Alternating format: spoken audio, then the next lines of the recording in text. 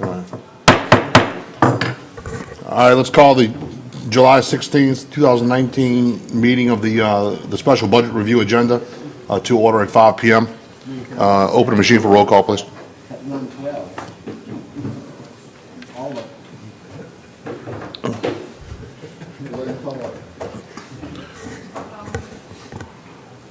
Let the record reflect that council members Kognovich and Blink are absent. All the council members are present. Let's go ahead and get started. Tommy? Okay. Hear me? Yep. Okay. Kim, can you? Okay, well, Kim pulled it up. The agenda today is, this is something I put together. This is a little bit different than the usual 2019 budget hearings that we do, where I present books and things like that. Time constraints didn't allow us to do that because of the audit. We usually do this a little later in the year. So basically what I did is I just did a presentation that I'm going to show you on the screens. We're going to go through the fund balance reports, the current fund balance reports, estimated fund balance reports going out 3 years, a small presentation on revenues, where we stand on oil and gas royalties and sales tax and ad valorem taxes, expenditures. We got some manpower presentations. We can go as deep into this stuff as you want to, get more detailed if you want to, but my presentation shouldn't last but 30 minutes or so, depending on questions. Capital improvements, our fund balance designations, future years projections, and then the ad valorem taxes proposal. My first slide.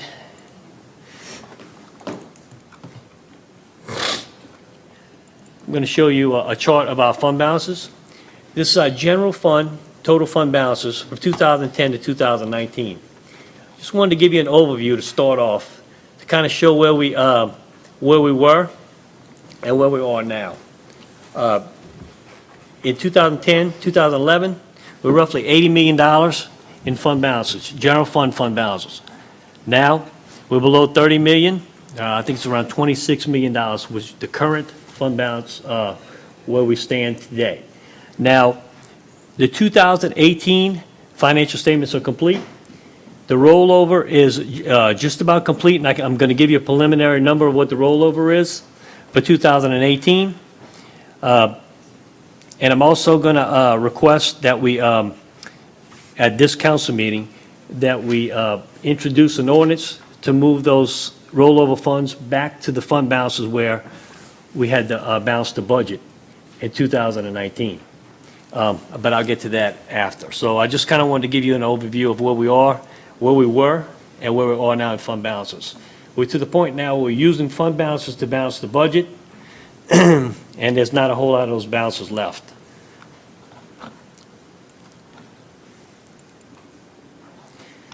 The next slide, I'm going to key on the 2019 budget for right now. If you look at the tan column, the revenues and expenses, you can see the revenues are $37,042,042. Expenditures are $39,022,000. This is after changes in 2019 amendments that we made throughout the year. This is where we stand through the last council meeting. If we go down to the bottom to look at the fund balances, fund balance for infrastructure is $78,000. Emergencies is $1,193,000. Self-insurance, $3,050,000. Bond and debt is $6,665,000. This is one that we like to keep around 1 year's bond payments in. If we weren't able to do that, we had to take some of the money out of this to balance the budget last year. Same thing with emergencies. BP settlement, $3,612,000. Now, some of these numbers are going to change once we load up the 2018, after we put the actuals in for 2018. And I'll tell you what those are going to be. The unreserved undesignated right now, this is with the budget for 2018, not the actual, it's $280,000. The rollover of 2018 is roughly $5 million. Where that's coming from is expenditures where the departments didn't spend as much money as they had budgeted. So we had a savings of $5 million. The revenues were about exactly what we budgeted. They were a little bit, slight amount, but it didn't amount to much. So basically, what you're gonna see, the next time I give you this at the next council meeting, this $280,000 is gonna become roughly $5 million of unreserved and designated. What I'm suggesting, and this is up to the council, is, and I'm gonna ask for an ordinance to be introduced, to take that $5 million and to move $2 million, let's see how much it is, roughly $2.3 million back into bond indebtedness. That'll raise that up to 1 year's bond payment, and to move the rest of it into designation for emergencies, and to leave around $500,000 unreserved and designated. That's my suggestion. So I have an ordinance out there with blanks in it because we don't have the actual numbers yet, but I'll have that by the next council meeting. So that's where we stand for 2019 as far as fund balances go. Do you have any questions with that? I do. Okay. Key in for me if you don't mind, if you are in a queue. All right, Ms. Newberry. Back to that graph chart. What's that? Back to that graph. Oh, the graph, okay.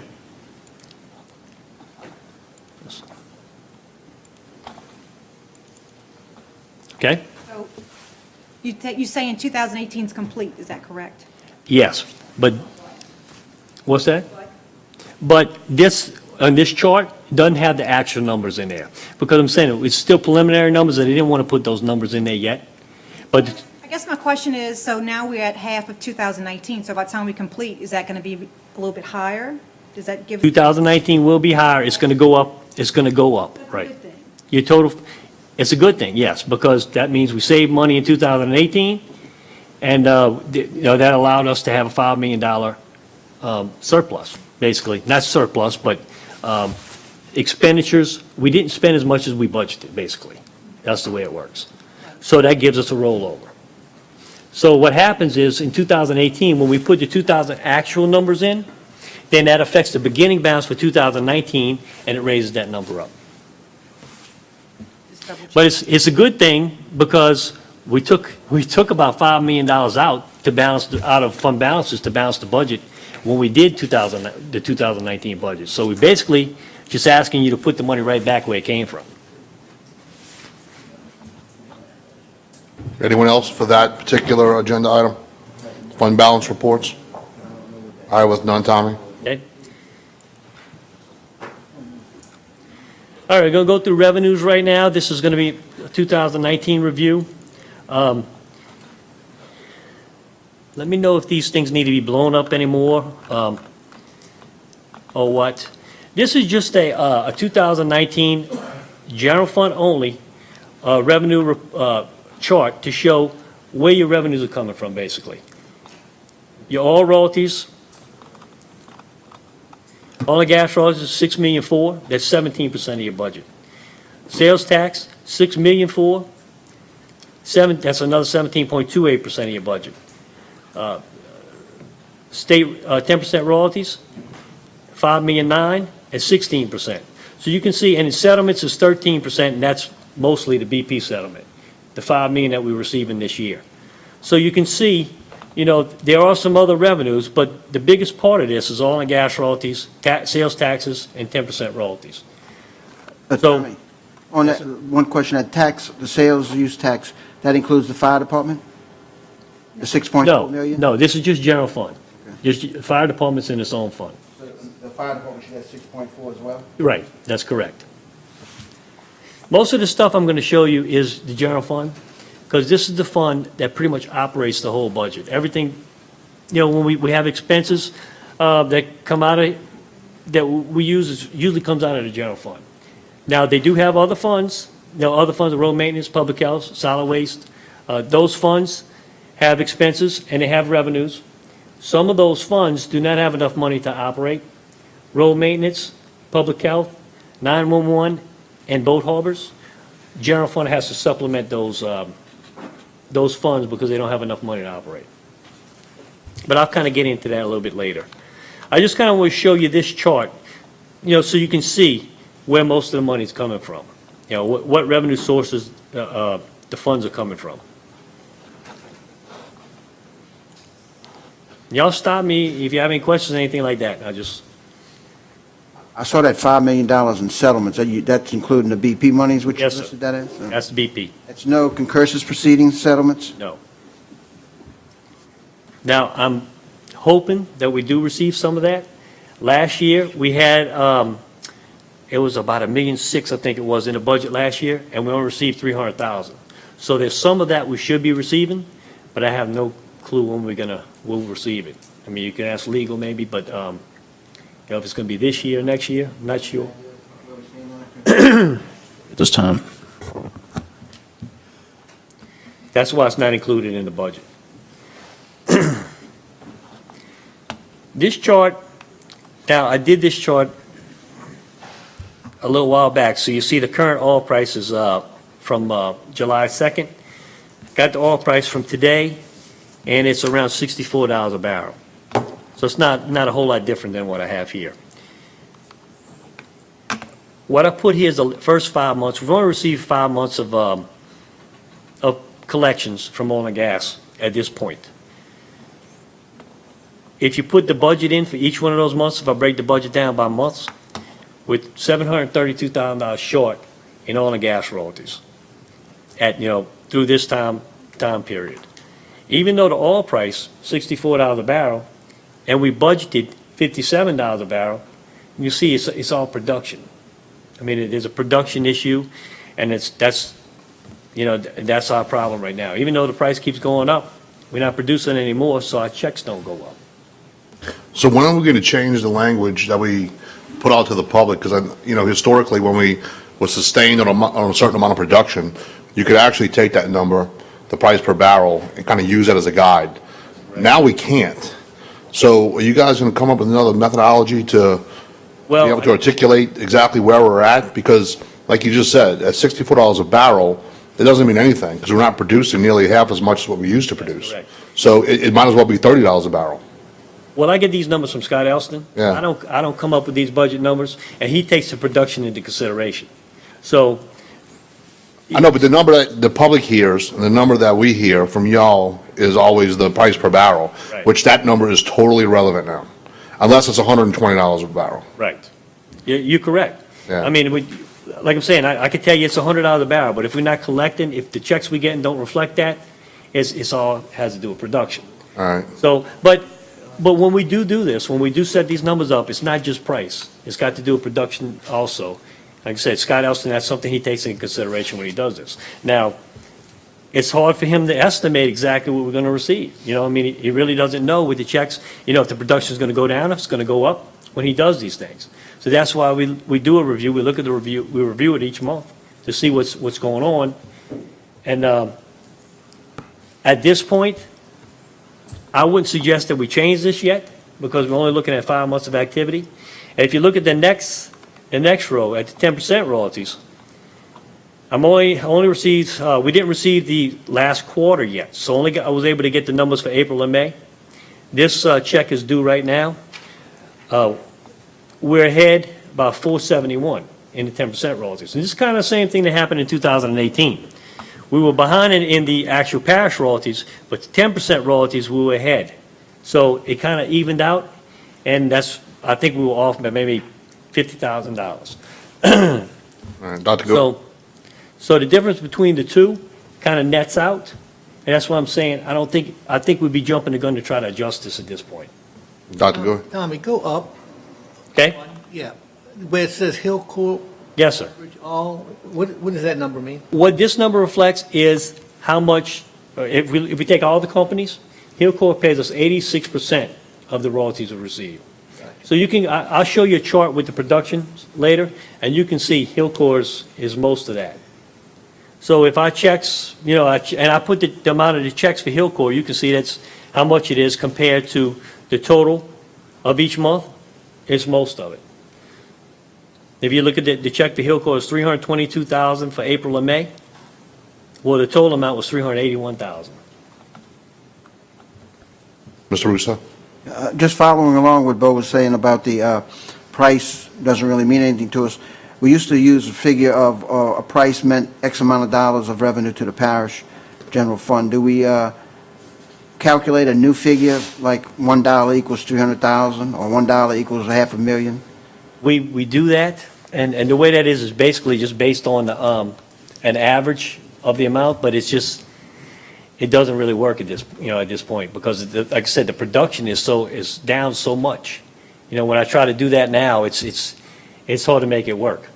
Well, you should just probably take the amount of production and divide that by the dollar amount of 65. You know what I mean? So that number should fall, I mean, if you're using that method, that's fine, because you can then just do the math on a number and you come up with a Right. price per 100,000 barrels or whatever it is. I mean, it's our Like I price said, per dollar per barrel. Is a little bit more detailed than this. He looks at every company, puts the production in there, and looks at the historical production. And he does it that way. Like I said, I don't come up with the budget with these numbers. He does. And he does take the production and the price into consideration. It's just not price. I mean, we used to do that for the council meeting, and I gave y'all this chart and showed y'all, okay, if the price went up or down, it would be $300,000 or $400,000. But that's not really relevant at this point, because the production is the issue, Is there any way that we can get a handle on the production? Or we have to just look at historical data? Well, he looks at historical data and kind of sees what let me go to that chart.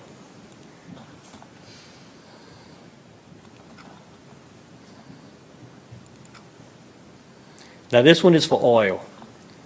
And I know y'all seen this before.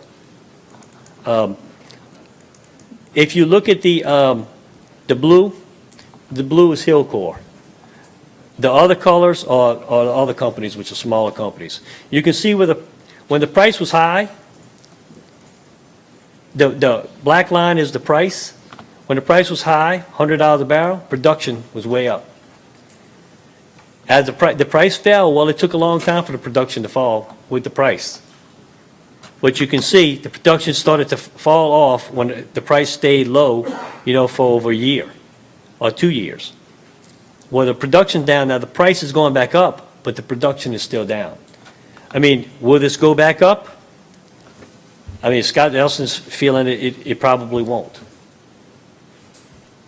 So that you can kind of see, what the deal is with the production and how it's fallen off from where we were in 2013, 2012, 2013. So, and the checks reflect that. I mean, in 2012 and 13, we were probably receiving Hillcore checks of $1.5 million. And you can see my last check was $400,000. Let me ask you this, Tommy, since we're on revenues, prior to 2015 or 15, because I think into 14 is when the price of oil went from $100 to Correct. in the mid-30s. Into 14, right. So say 2015 and prior to, what was the percentage of what percent of our budget was based on oil and gas revenue? I mean, the revenues were probably what, over It was- 70%? It was a lot more. It was close to almost 40% probably. 40% of our total budget was from oil and gas? And what is it now? Let me go back to that slide. Hold on a second. 17. Wow.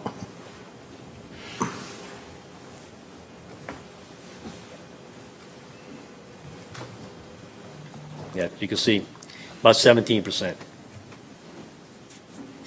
I mean, back then, all was, in 2008, I think it was $50 million. And now you're looking at, that was $50 million between the 10% royalty and the state 10%. But you add those two together now, you're looking at, what, $12 million? Right, but so actually, Rawlins produces a revenue with the state and the parish of 33% of our budget. Yes, if you put them both together, correct. But I mean, I was just talking about parish royalties was probably around 40%. So it was way up. Yeah, so with But if you look at the charts too, I mean, sales taxes were up too back then, Sales taxes were higher. They fell off also. they're all dependent on each other. Exactly. The production goes down, you don't get the sales taxes. Supply companies are not selling, and I mean, it's all related. All right, let's see.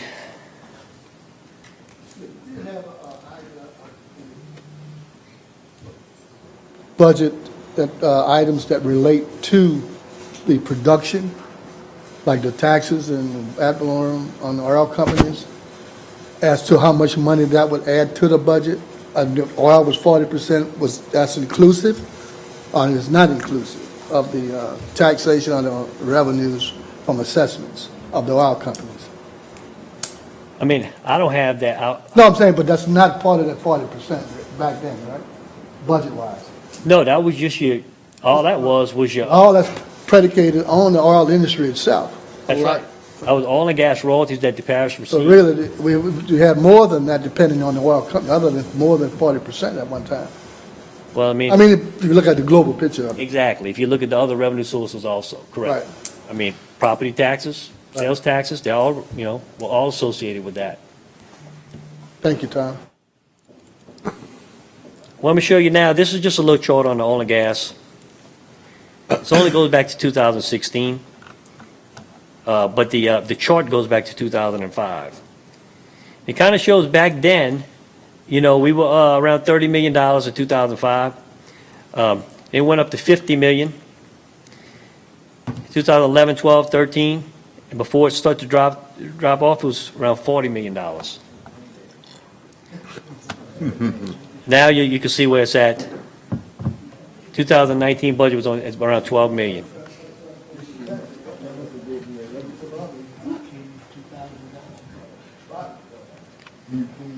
That just kind of gives you an idea where we, this is the issue,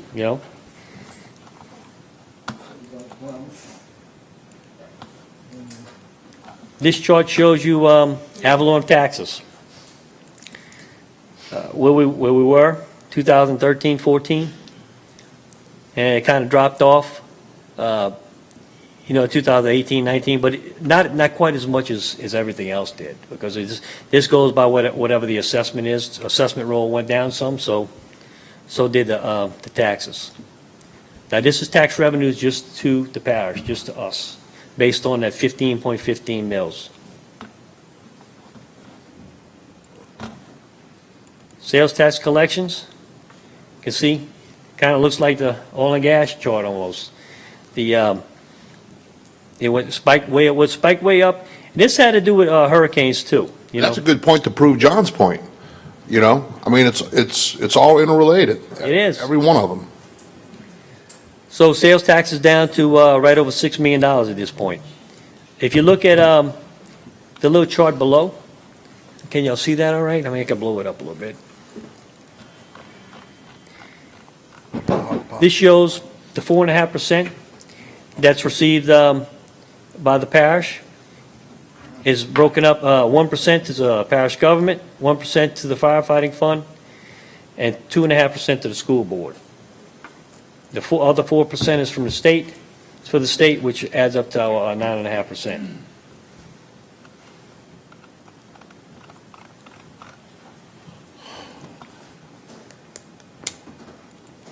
While we're on revenues, there's just a few things that we like to, I'm just bringing this stuff up, things that we can look at to try to maybe increase some fees.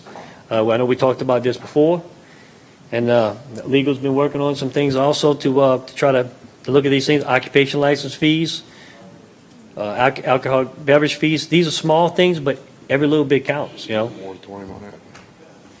Permit fees, recreation fees, building rental fees. These are all things we can discuss to help with this issue. Even if we increased all these fees to the maximum, I'm thinking you might bring in an extra $1 million. When I show you what we're going to look like in the next couple of years, it's a drop in the bucket. Dr. Goury? So Tommy, on these fee increases, we're going to be able to see what these particular items, what the expenditures are, what the revenues that are generated from these items, and what these items are costing us, so we can look for break-even points. I do have, not all of them, but I do have some departments that show the deficits, towards the end of our presentation that I'll show you.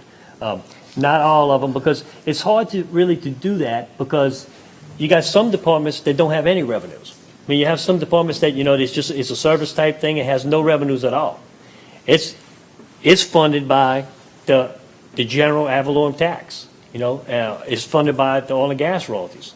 So, but I did take some of the ones that did have, it looks like I'm picking on the ones that have revenue sources, but it's just to kind of show you some deficits. I'll show you that a little later. So we do know what we don't know what it cost, or we can come up with a number as it would it cost for some of these. Correct. I mean, I can go to that now. I mean, I we talked discussing it. While you're doing that, Tommy, I'll address one thing, Dr. Gouy. Like, for instance, for buildings, we took a look at that when we got the presentation a couple months ago. So Corey and I got with Todd and went through how much does it cost for us to operate these buildings, what are the fees, et cetera. So we've worked on that for about, maybe a month now, on a proposal to redo the building fees. And at the end of it, it's going to show what we're receiving, historically, and then what the fee rate would be projected to generate. But like Tommy said, it's not going to be much. It's going to be, we have buildings that cost us $80,000 a year to run, and it's just. Well, and then the other thing too, what about the private sector? Do we have any comparisons as to what the private sector costs are as per a public building? Yeah, we went, and I'm just using buildings as an example because that's the one that Corey and I was working on. So they went out and did some data research and got other municipalities like Gretna and Jefferson and private wedding venues and things like that for some of our bigger buildings. Mr. Bartholomew, has some. Yeah, we have a lot of cost and energy costs in these buildings. They stay on 24/7.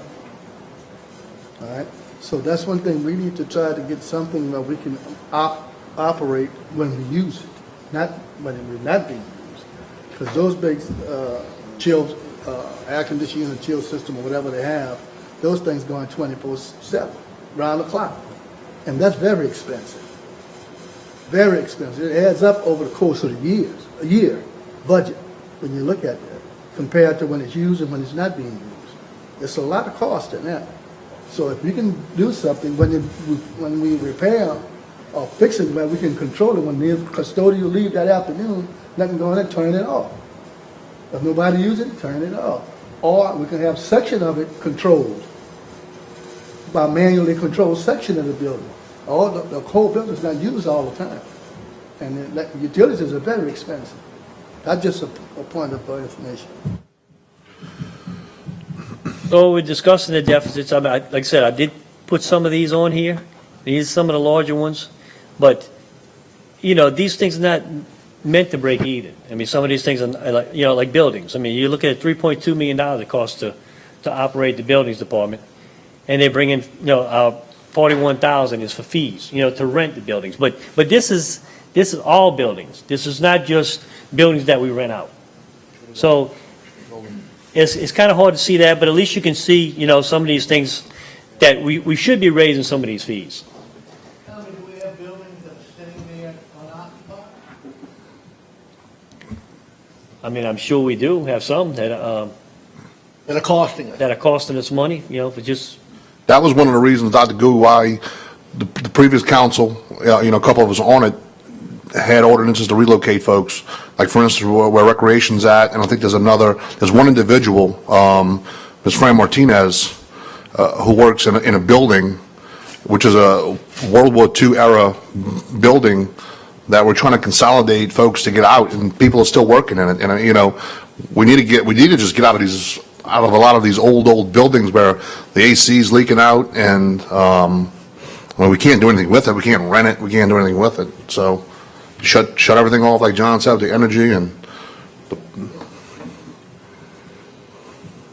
So these are some of the, like I said, the first 5 through drainage, those are all general fund.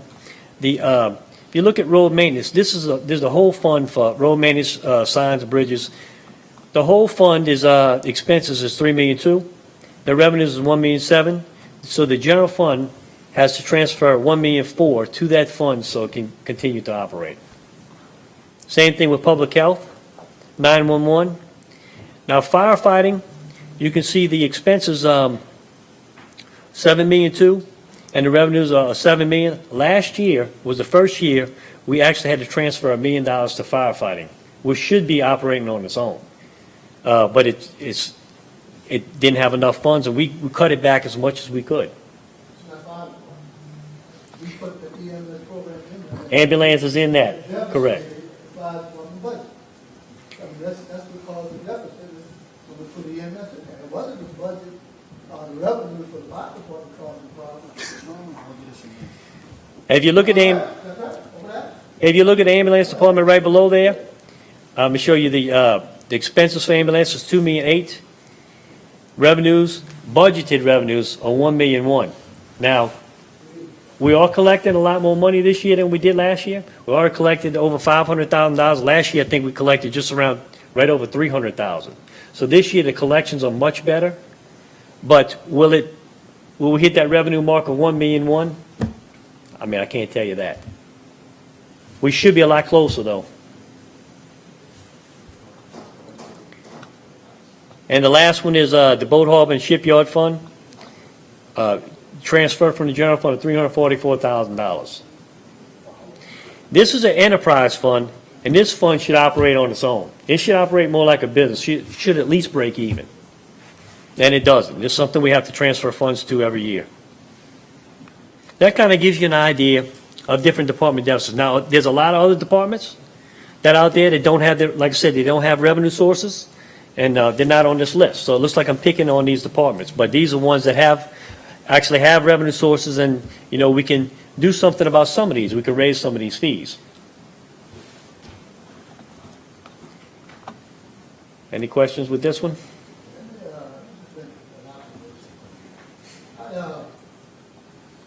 Went to Jefferson Parish. A friend of mine, just sitting down there, having a few drinks. Well, talking about hot water heater went out.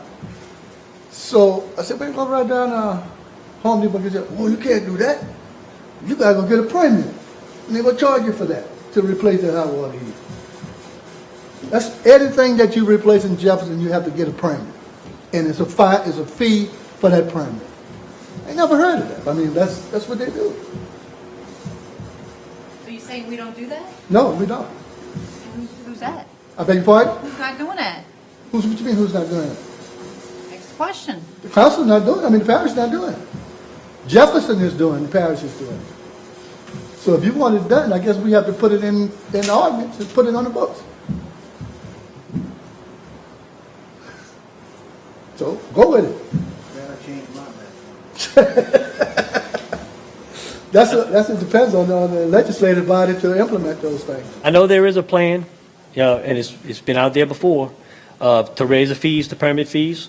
And I'm sure, I know Mr. Metcalf has something together to show you, to request the increase in the fees. So I'm sure that's going to be coming before you before long. Oh, wow. Well, good.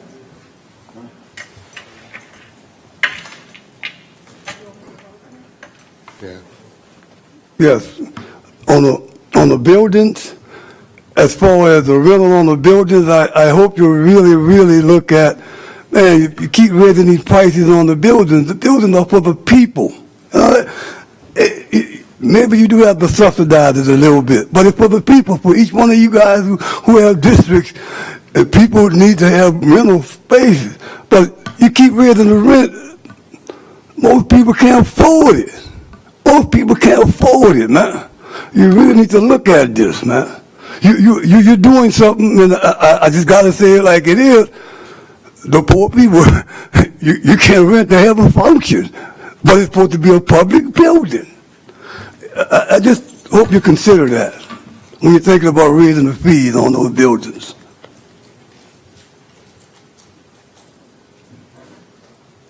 Okay, let's kind of go back where we were. I think I showed you this. Yeah, this was the fee increases. I think we left off there.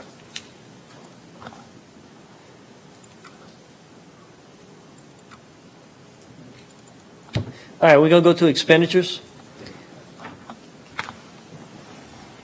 And what I'm going to show you here is a chart So you can kind of get an idea where all the, most of the expenses are. If you look at the little number chart, see if you can see it up there. Personal services, salaries, benefits, 44% of the budget, of the total budget. Now, this is the total budget for all funds. So 31,900,000 is your personal services budget.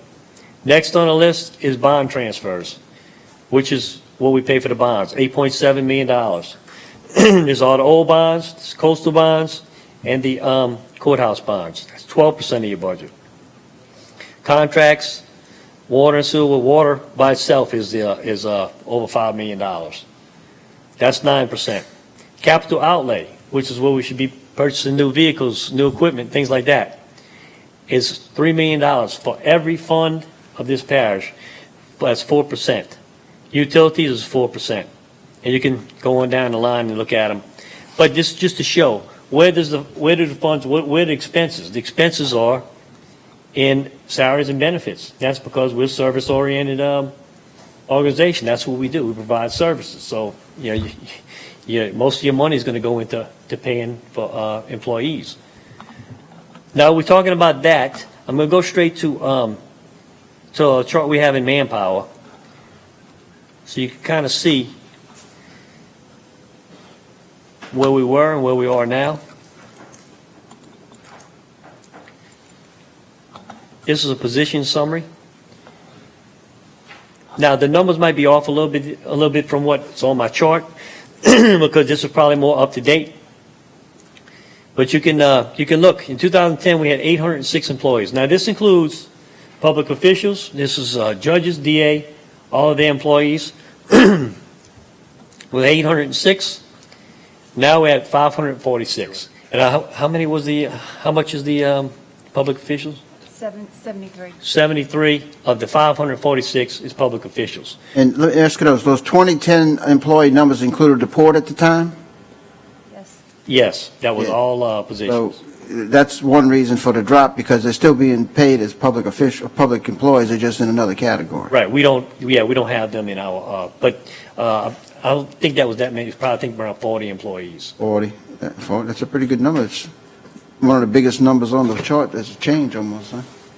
Other than the 113 in 2016. 13 number doesn't include them. Right.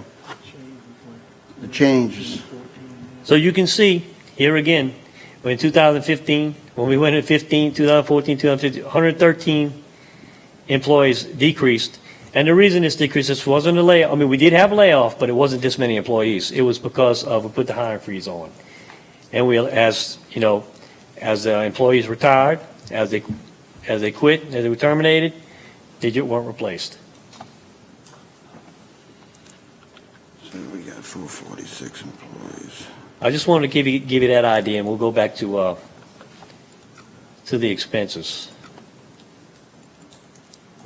Discussion items here, we talked about this before, the reorganizing of departments. We talked about reorganizing departments from between drainage, flood control, and road maintenance, moving those departments around. Of course, that's not going to be a dollar savings, but by doing that, we should be more efficient by moving those around. And I think they should have a proposal for you on that within the next couple of months. That we got an actual ordinance where we can move this stuff around. The next one, I just wanted to bring this up, is Port Ease. We're paying bills on Port Ease. We don't have a budget for it. It's just living off of the other budgets in the other boat harbors. So this is something that's going to have to be addressed one way or the other. What are we paying at Port Eads now? As far as I know, we're paying an electric bill. That's it? No contract, security, or anything like that? The electric bill, do you know what it runs about a month? We only took it over in May, You can look. and we had gotten one bill, I believe, which was around $500, which was from prior, before we took over. But now there's no one in the facility, so it should be very minimal. So, Tommy, what other expenses you're referring We to? had a couple other expenses. I think it's stuff maybe that was carried over from from where it was before. There was a fire, or wasn't that, We've had expenses in the last couple of months when we were trying to get this operator in there that we talked to. You guys did the resolution to sign an interim agreement with them, and it didn't work out. One of the things that they came back at us was fire protection. A lot of the fire extinguishers hadn't been addressed, so we got the fire extinguishers up to date. Fire pump wasn't working. We got the fire pump rebuilt and got that put in just to protect the facility. If there should be a fire, at least the fire pump would go off and put the fire out. You know how much we spent on that? The fire pump, rebuilding the fire pump was about $2,500. Yeah, we're talking about minimum amount of money. We spent $1,800 on fire extinguishers and another $1,000 for inspections. Yeah, that's minimum amount of money. I mean, I just bring this up because this is something we're going to have to address. I mean, it's something we're going to have to address. I mean, if we keep paying the expenses on this, we're going to, I mean, it may not seem like a lot, but when you're taking the money out of all the boat harbors, it adds up. Well, it's not 16,000 a month, though. That was what I'm trying to find out. We're No, paying it's, 16,000 a month for security, which, was the issue. Now we're just barely keeping the door open. Right. It's pretty much electricity bills, but it's still something that we, right. we don't have a budget at all for. The next thing is just to discuss department expenses in 2019. Looking at some of the expenses so far in the year, some of them are going to definitely have an issue before the end of the year. Fuel prices were up over what we had budgeted. We cut these departments back to almost nothing. And we had a lot of rains, like drainage department. I think these departments are going to have some issues. I mean, you might ask some of the directors if they know, some of the departments they think may have issues, but I know we're going to come back to you in October, November and ask for more money in some of these departments. Let me ask you this, Tommy. We talk about cutting the budgets down to the bare bones, but yet we roll over $5 million. Right. How does that happen? Well, it does happen with some of the departments that don't spend all their budget, but a lot of that is kind of hard, difficult to understand. But what happened is in 2018 and in other years, FEMA, in order for us to receive as much money as we can for FEMA, there's a lot of things that were recoded in departments. So say you had different things recoded for whatever it is, for contents.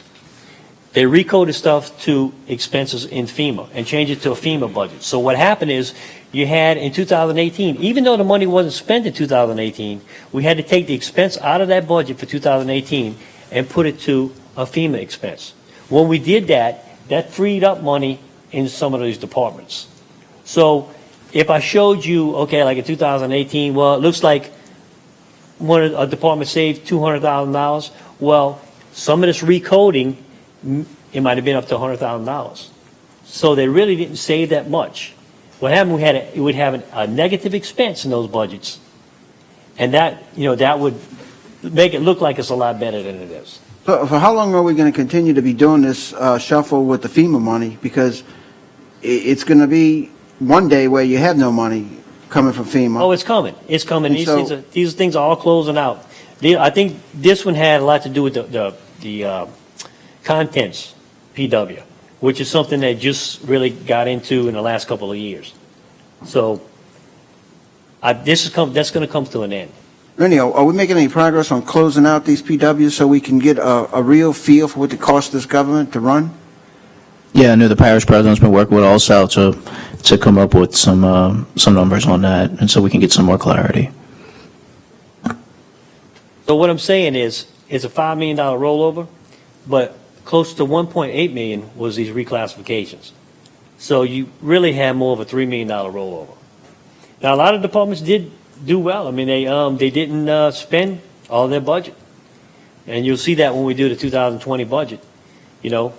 We'll be closer to the end of the year at that point. But that's the reason you got a $5 million rollover. Now, it's a lot of pieces to the puzzle that has to be put together, but it has to do with capital projects and things like that, but that was the biggest part of it.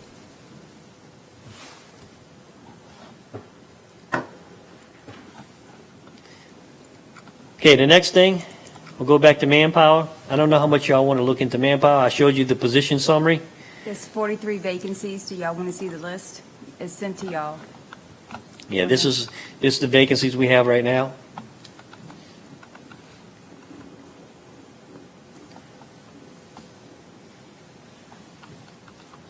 I just kind of put this in here so you know, we do have 43 vacancies.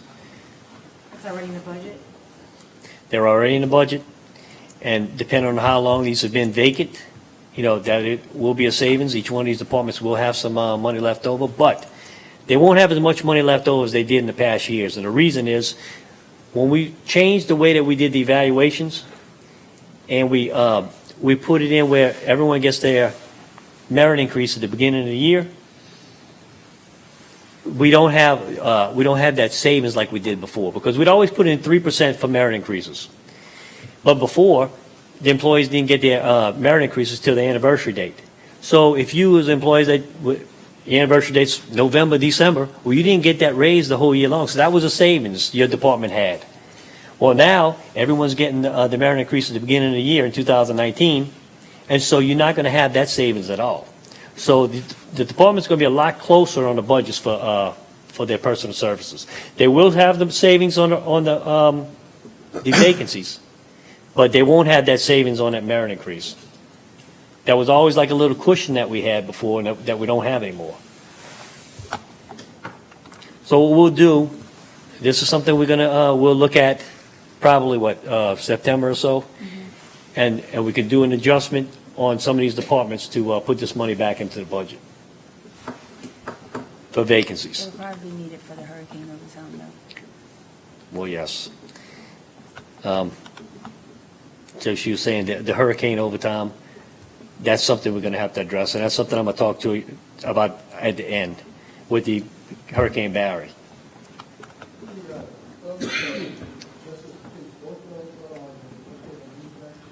So what's that, Mr. John?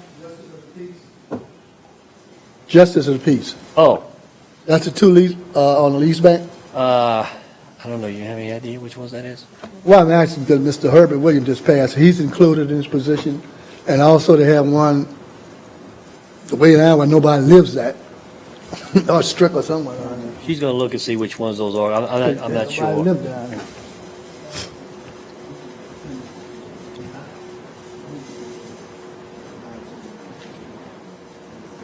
If I'm not mistaken.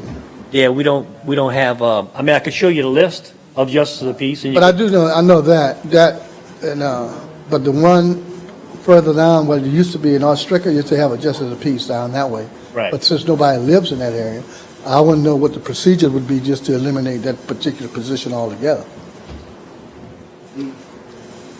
What would happen is Mr. Leopold or whoever's our state representative needs to introduce legislation. I don't know, okay. Yeah, that's what has to happen. And we're on a 10-ward system with the JPs and constables. We need to go to the non-single member districts or whatever it's going to be to make it reflective of what you're talking about, to eliminate a position. Yeah, but the whole point is, if nobody lives there anymore, how you going to have something that's not in the people? No, but the Supreme Court appoints people to fill that position when we don't, or they assign Davy to cover it, because that's what the law is that says you have to have those justices and constables for the 10-ward system, which is the outdated system that we've had. And they represent- And so, no matter what we do, the Supreme Court's going to appoint somebody if we don't put somebody in the spot. I understand that, but. And so, you can't get rid of it. I'm just saying logically, if nobody is there, I understand what you're saying, but why would you have somebody represent something that doesn't exist? And still pay because of the Supreme Court? I agree. The Fifth Circuit courts, judges would determine that, I guess. I don't know. That's what he said. The legislature's got to determine it. The Supreme Court's just following the law, making the appointments.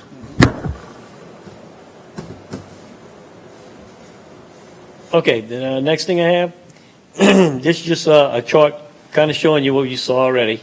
You know, we were in 2010, 800 employees, down 2019. Also, how much their personal service expenditures were. And they're down in 2000 to around $30 million in 2019. And they were 35, you know, throughout those years. The only other thing I had in manpower was the entire manpower table. I mean, unless y'all want to look at something in particular. I mean, I don't think y'all want to go through the whole table, but this is the same thing that you get at every council meeting.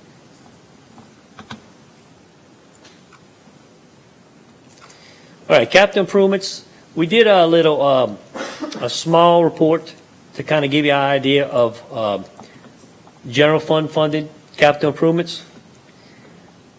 And this is the list we have, just to give you an idea of what projects are out there that are funded somewhat by the general fund. You have any, this is any grant funding too, huh? All the yellow ones, or what the general fund had to appropriate to match a grant that we received.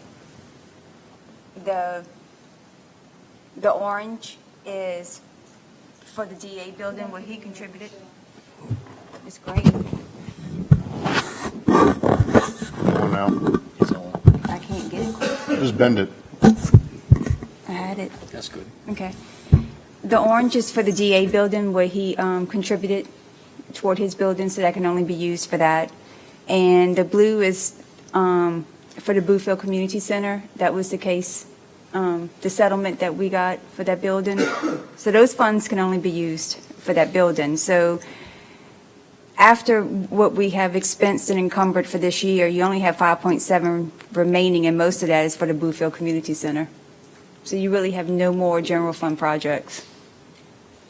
Where is the rest of the DA money coming from for that building next door? Different grants. Y'all have that money covered somewhere else? I see they're working on the building. Yeah.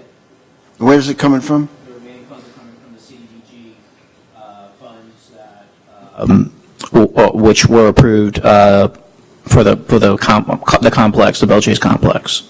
Did it affect the quads and all? No, sir, it doesn't affect that.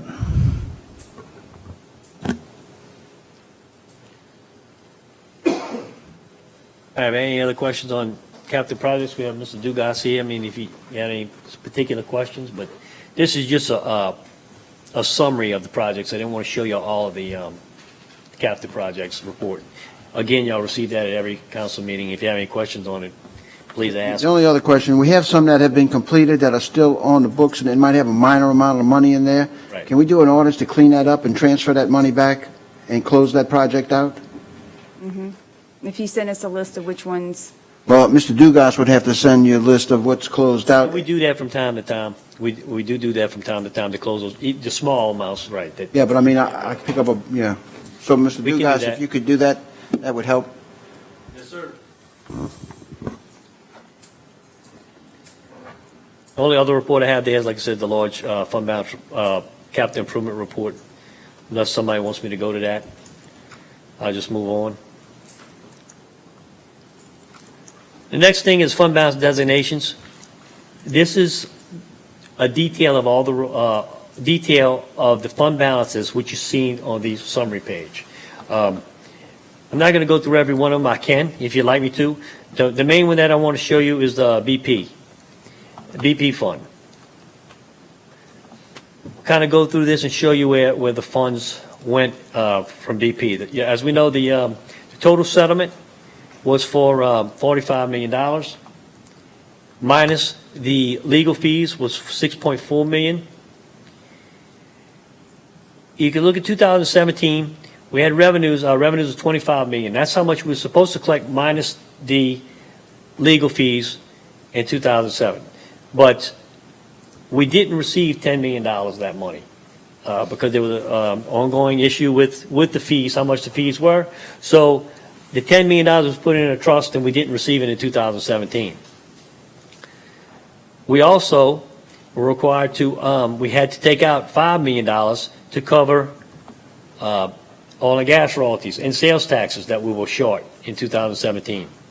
So we used $5 million of the BP money for that. We had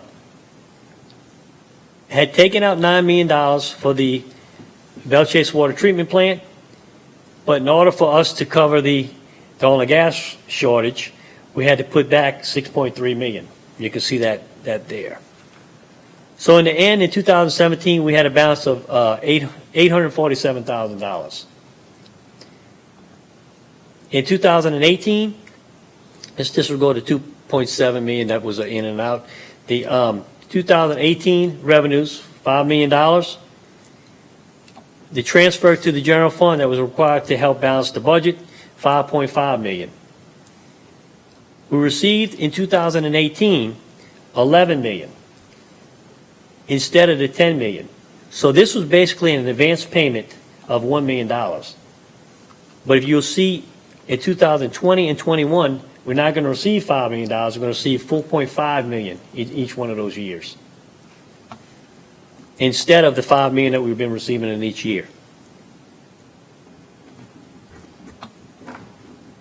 You can look at 2019, our $5 million revenue.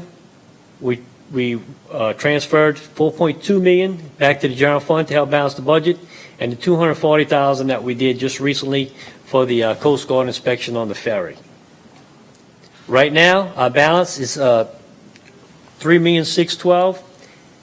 After we put some interest in there from 2018 that wasn't included in here, your balance in this is going to be about $3,700,000 in 2019. Now, if we were able to leave the $4.5 million for each one of those years, you'd have about $12 million at the end of 2021 in here.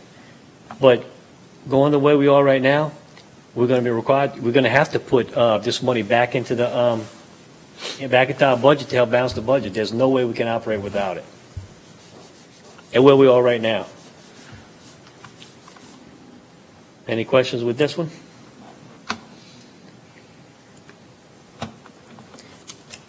All right, I'm not going to, unless y'all want me to, I'm not going to go through the details on each one of these other fund balances. All right, Avalon taxes. Since this is something that's coming up on the council, on the agenda, just kind of want to go through. You saw this chart already from 2005 to 2019, on where we are right now.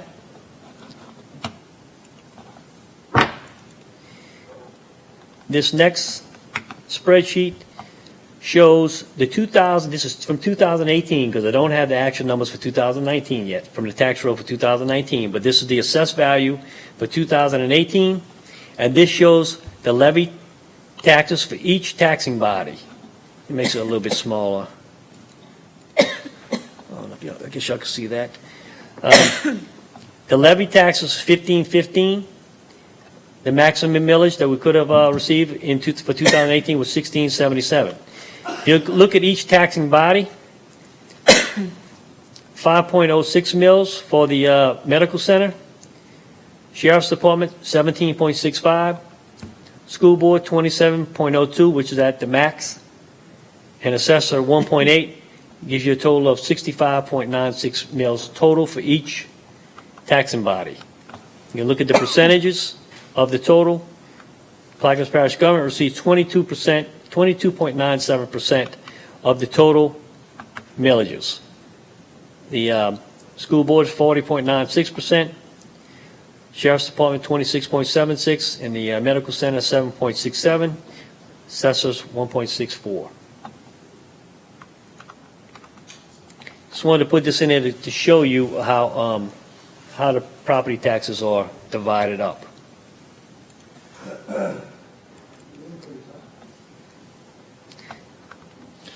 What's that, Mr. J? All right, the next spreadsheet I have, this shows where we are right now. We rolled up, this was 2019, I received an estimated assessed value, now this is preliminary, of 9.92, which is an increase over 2018, but from Ms. Hazel did let me know that this could go down. But she says where they are right now, this was what she had, the best estimate she had. At the maximum mills will be 16.77. That'll bring approximately 16,635,840. Now I was asked to put this on the on this chart, the proposed changes. 5 mills for general government. We're bringing about 4.9 million based on this assessed value. A 1 mill for recreation, we'll bring in 9.92, well, 992,000. and the one proposed for ferries, 3 mills at 2.976. If all three of these proposals pass, it'd be 9 mills, $8.9 million. Bring your total, our total millages up to 25.77 mills.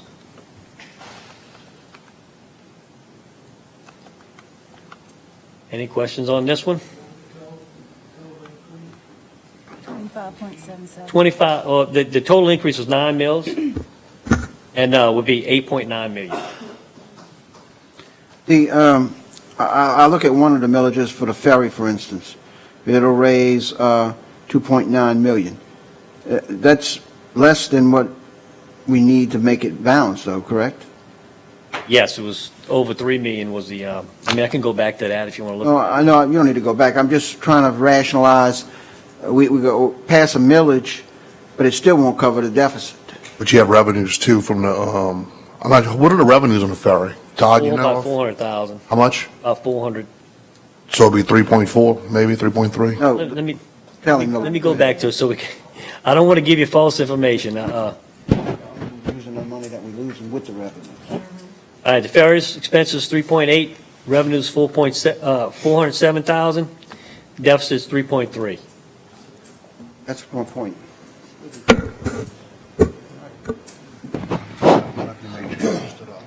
So, yes, you're correct. That would not cover the deficit and what the budget is. Road royalty fund that could be utilized in some of that? Yes, and that goes into the general fund. And what is our average reception of money that we do receive on a yearly basis from the road royalty funds? You want to know how much we receive? On average, average the last couple of years. Just on an average, about 5 million, 6 million, 4 million? Yeah, well, there used to be a lot more. Yes. Yes, what our budget is about 5.6 million. 6 million, okay. Yeah. So it is running a little Little so less. probably about more like Little less. 6.5 million, correct. So if we say 5, then you're good at 5. We're on the good side. If we budgeted 5, we know we have a little over coming in. We're going to be on. Another 800,000. Say that. So all the numbers that we're talking about right now are including the intergovernmental service charges from the port being paid. Yes, the total revenues are, there is $800,000, well, it's $300,000 for the general fund. Right. Another $500,000 for the firefighting fund, between So, the ambulances and fire. There's another $800,000 hole out there if we don't collect the intergovernmental service charge that needs to be addressed eventually. Between the two funds, correct.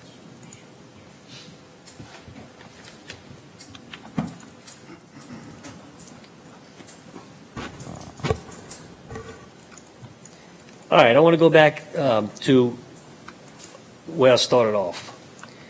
I showed you where we were in 2019.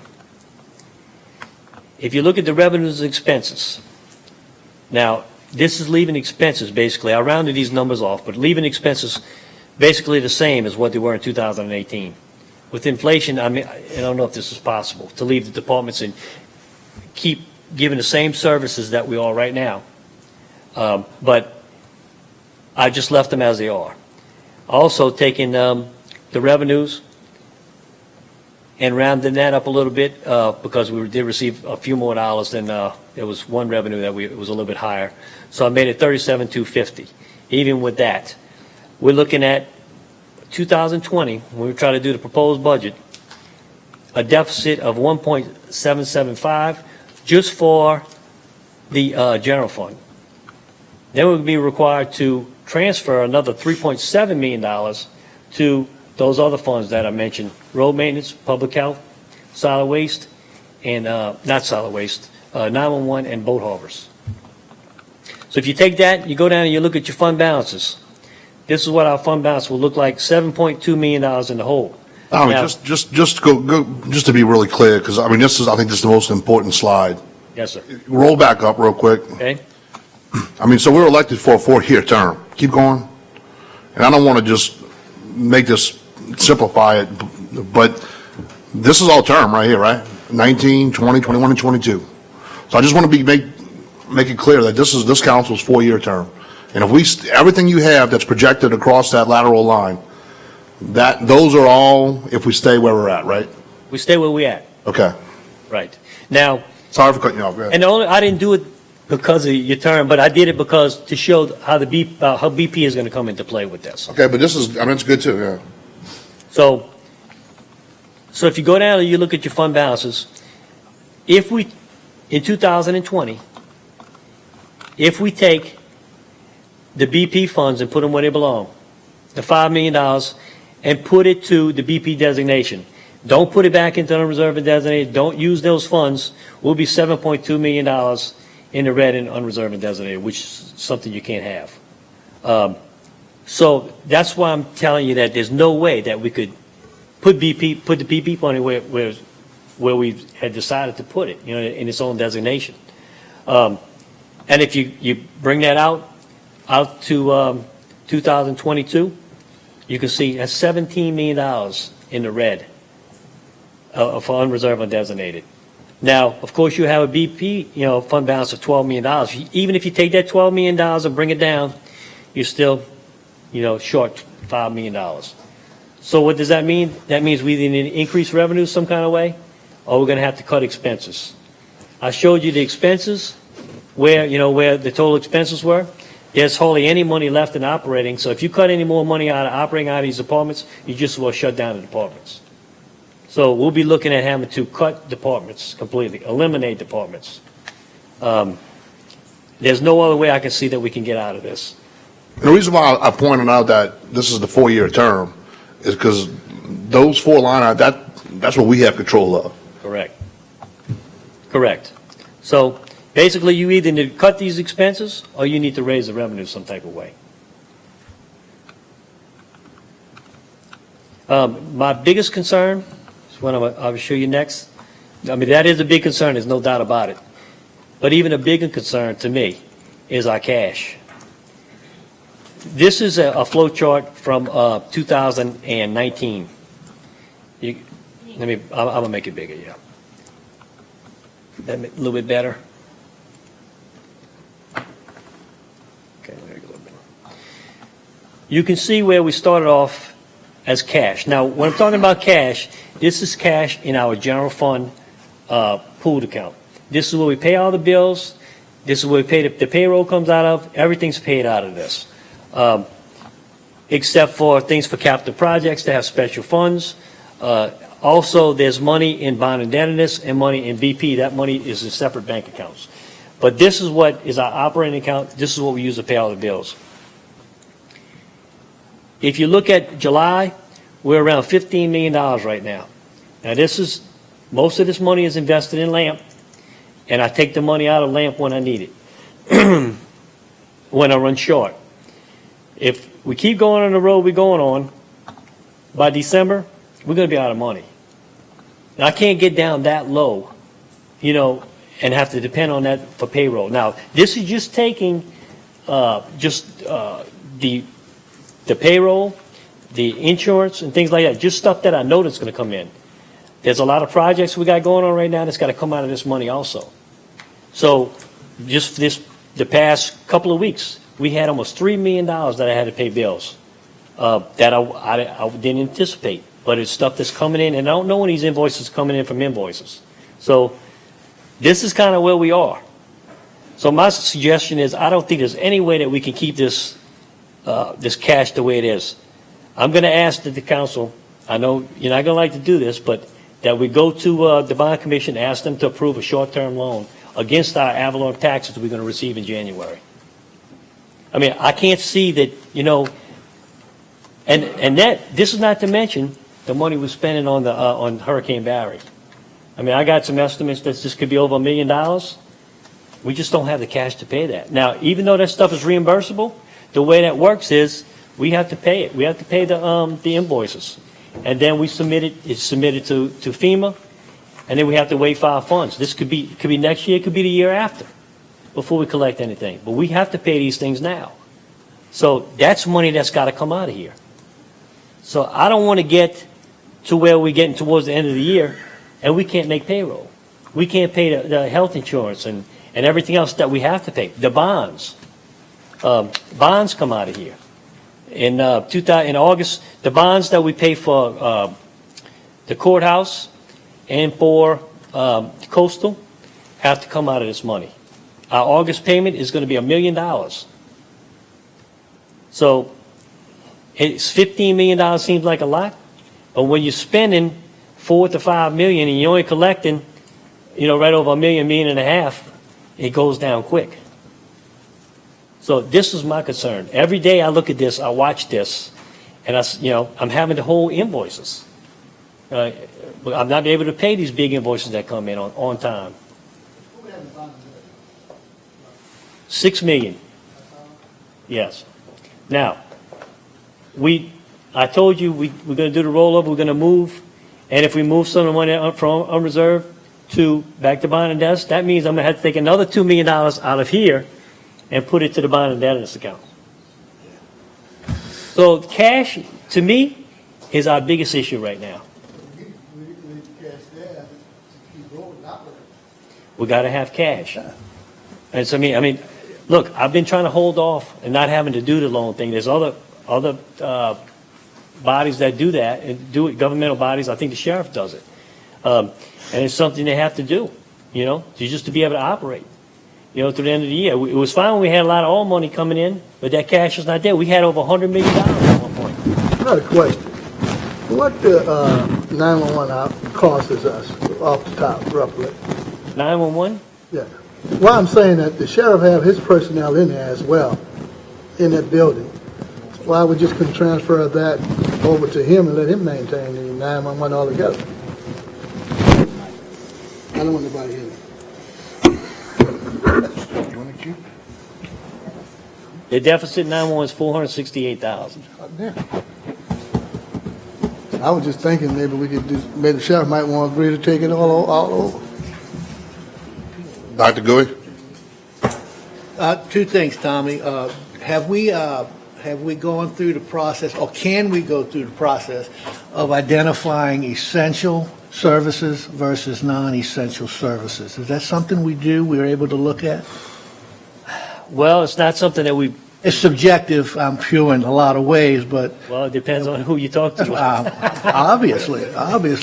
But I think they could possibly be a consensus to say, everybody's going to be okay if we don't have this service. We'll still have water, we'll have sewage, we'll have drainage. Right. Okay. So that may be something to look into. And again, depending who you talk to, whether it's essential or not. But I think we can come up with what really is essential. Well, I think that's something that's going to have to be Yeah, done. that's exactly When we right. try to when we try to balance this budget for 2020, I mean, it's definitely going to have, definitely have to look at those That's things. right. And then we need to know what that means. Because we're going to the public, possibly going to the public for an ad valorem. That's not for this year. I mean, Right. those things won't be collected till later. Well, we better have a good feel on where that money's going and what impact that's going to have, but we need to roll that essential, non-essential factor in along with other factors. Right. Look at the total package and not piecemeal this thing, because we're still going to be short at the end. Right. So in the projections, I think in the projections, that would be something to look at to see what the end of 2020 is going to look like, the end of 2021 is going to look like. Right. Should this take place? Should this take place? And I think that's something that you have the expertise to do with your people. Well, I mean, if you look at the deficit we have in, each year, something's going to happen. Well, yeah. Like I said, either the revenues have to increase or those services are going to have to go away, one or the other. I mean, there's no other way you can do it. And then, then when the BP money goes away, that $5 million, then you're really going to have a problem. Well, we need to project that. I mean, this is even including, you can see the little spike in the, that's including the $5 million we're going to get for BP. That's including that money in here. Because that money, when we did the budget, y'all put $4.2 million that we can use to balance the budget, and that money goes into general fund. So that includes that. So even with that, we're still going to have a problem. And, and this is not including, like I'm going to say again, this is not including the money for the storm, and what if we have another little storm like that, or, God forbid, a larger storm? We don't have the cash. When Katrina came, we had probably $100 million in the bank. We were able to pay these bills. It can't happen. We ran a good government then, didn't we? I'm not going to go there. But let me say this. I could just say it was a lot easier because we had a lot of money. We had a lot of cash. But back to follow along Councilman Goui's line of talk, we talk about the 5 million rollover. It's really about 3 million because of the switches over in the coding. That is probably what we have to look at to see how that 3 million is being appropriated, to see if there's some cost savings or some efficiencies there. If there wasn't essential for the last several years, obviously that could pop up on the list, and that could help, because even if we passed everything that y'all asked to pass, example of the ferry, we're still going to be short. Oh, yeah, it's just a Band-Aid. I mean, it's gonna help, no doubt about it, but you're still gonna have problems. So, I mean, the administration, I know that I've heard a lot, during the campaign time about how we were going to run this government efficiently and we were going to do these consolidations and all. Have y'all come up with some ideas that maybe to be able to do some of that? I mean, as the chairman said, Todd's working on increasing revenues. Mr. Beshel's also been working on some consolidations. Our plan is, and look, we understand if these propositions have to be brought to the people, that the people's going to need an explanation. And so, we're working to have a presentation to you all and to the people so that we can show where we cut and what, as Dr. Gouy mentioned, is essential versus non-essential. And so we're continuing to work on that. And like I said, I don't want to get too far ahead of the parish president on that, but. Dr. Gouy? Yeah, and I think that one of the critical things, if we're going to go to the public and ask for any increases, that we need to have a thorough vetting at public hearings as to the whys and wherefores of where we're coming from. Because as a general rule, you're going to get a no vote for any increases. So the educational process, and probably we'll get a lot of good input of things that maybe we didn't view. So the public hearing avenue, when you're ready, I think is something we need to do. We need to really do it. Yeah, and the other factor too is that with these federal, I keep saying it, with the federal levy system. I mean, we kind of made a deal with the devil. We said we appreciate the $1.something billion for levies, but what we did was take on the operation and maintenance of those levies, and the estimates now, I think we spend probably a couple million on that, but at the end of the day, as time progresses, I've heard estimates of upwards of $8 to $10 million in the future that we're going to have to spend annually to maintain these levies to federal standards. And so, those are costs and expenses that weren't even really, thought of, several years ago, or certainly weren't expensed to the point that they're going to potentially be expensed. And we need to have thought process directed toward who's going to pay, how we're going to pay, how much do we need to pay? Because again, if we're going to the public for money, that's critical, that there's a level of understanding. You may still get rejected, but I guarantee you, without a level of understanding and some communication, there's no prayer. Well, we're working on that because obviously we have to present to you all a budget. And so that's part of the process of developing this budget that, we're ultimately going to present to you all. Budget that you're presenting to us is not going to be based on some tax increase, though, is it?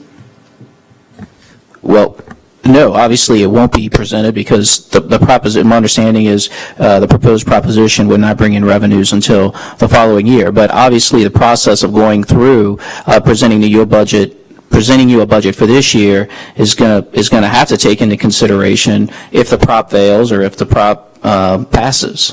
So it's just something that's going to be considered throughout the whole process. But no, obviously we can't present a budget to you all on revenues that don't exist. Well, don't go there, because that's happened before. So that's the point of the question. We have received budgets in the past where the budget and the revenue didn't exist. to the tune of millions. And the 2015 government had to come in and fix it. So the question is that I'm hoping that y'all don't present us with a budget like that again. Well, this administration was not the administration then, so.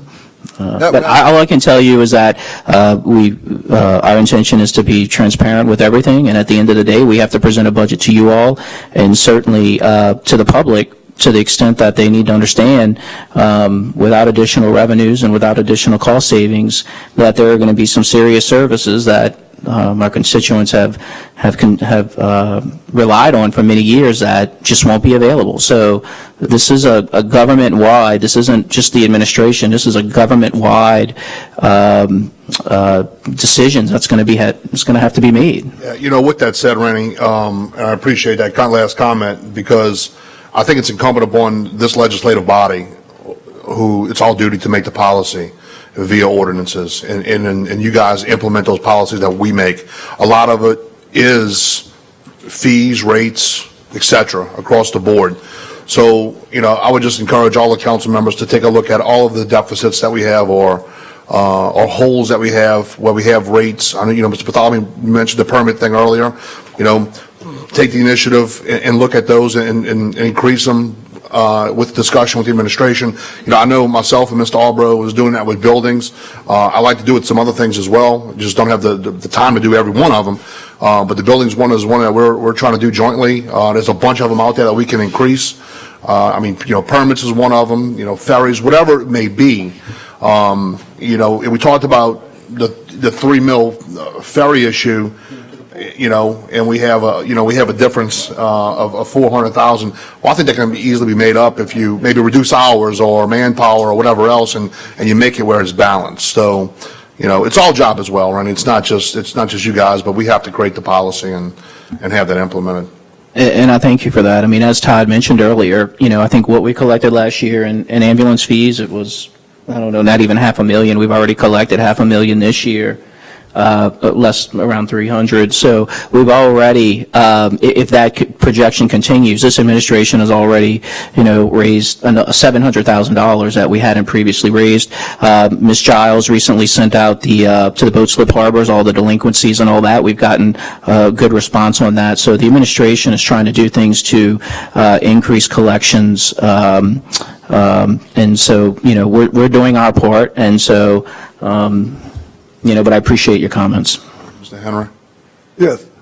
Hey, Tommy, you just mentioned short-term loan. Got a price on that? Got an amount on that? How much we would be asking Yeah. for? I'm not sure exactly how much. It'd be at least $5 million.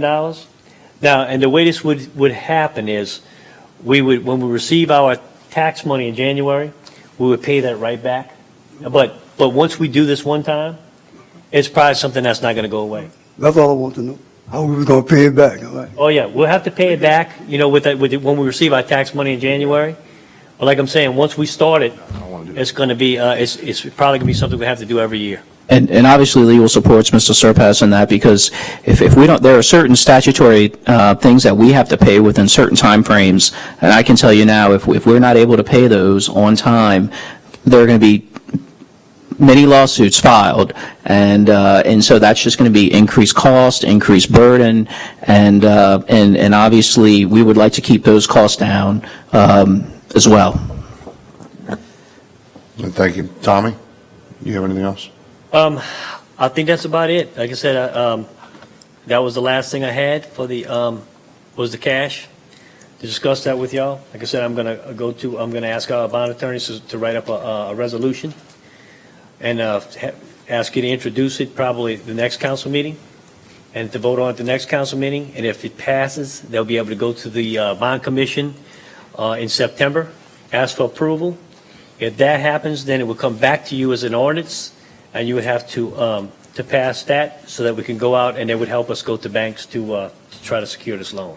Yeah, I would just ask you, as you're doing that whole process, that you educate all these council members, myself included. I mean, you know, this is a situation where I don't want to do, honestly. Oh, absolutely. I don't want to do it either. This is the last thing I wanted to do, and I've been holding this off. Each year, I'm telling you that we're having a cash issue, And we've been able to get by because we had a lot of FEMA money coming in before. You know, we'd have $2-3 million that would bail us out. Then the BP money would come. All But right. that's not happening, you know. Any member have any closing remarks or anything? All right, with none, do I have a motion to adjourn? Mr. Gui, motion to adjourn, and second. Mr. Albro, machine's open.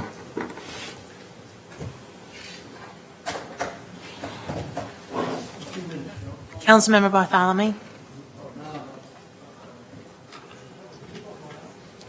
Adjournment passes 7-0. The meeting is adjourned at 6:25.